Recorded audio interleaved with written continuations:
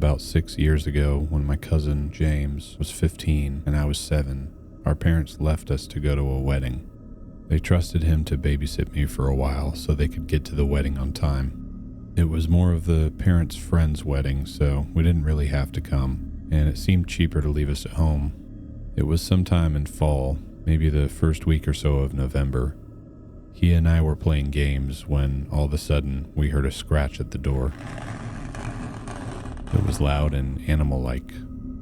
Something or someone wanted to get in. James got up and walked over to the door to check it out, only to have the door kicked.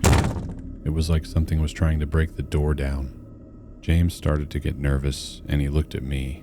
He looked pale as a ghost. To this day, I still remember the look on his face. He didn't say a word, but he quickly ushered me upstairs. It was only around 7 p.m., but it was dark, and he insisted that it was my bedtime. He tucked me into bed and went back downstairs. This was my aunt and uncle's house, and they hunted. They had a small amount of guns, and I could tell that James went downstairs to get one of them. I started hearing loud shuffling outside in the leaves, and I called for him to come upstairs. He was up and next to my bed in less than a second with a gun in his hand. I told him about what I was hearing outside and how I was scared. He looked outside and said there wasn't anything. By then, the scratching and kicking at the door had stopped, but I was still scared that someone or something was trying to get in to hurt us. James stayed in my room and assured me that we'd be okay, so I fell asleep, and from what I know, so did he. At around midnight, the shuffling started again, but this time, it was in the house. I immediately started to cry, and that woke James up really fast. He got up and walked out of the room and stood at the top of the stairs. Seconds later, I heard a gunshot, and then I heard a scream.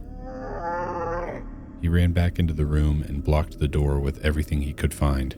I was still bawling my eyes out and barely registered what was going on. James sat next to me on the bed and tried to comfort me, but I couldn't stop crying. I kept wailing at the top of my lungs. After about a minute, we heard scratching at the bedroom door. James grabbed his phone and called the police, with me now trying to push him so that he was in front of me. I wanted to be far away from whatever that was. The scratching continued, and it seemed like hours till the police arrived. The police sirens were what scared whatever it was away. I don't remember much from what happened, and James only ever tells it when I'm not around. The scariest part is, I don't know if that thing was human or not.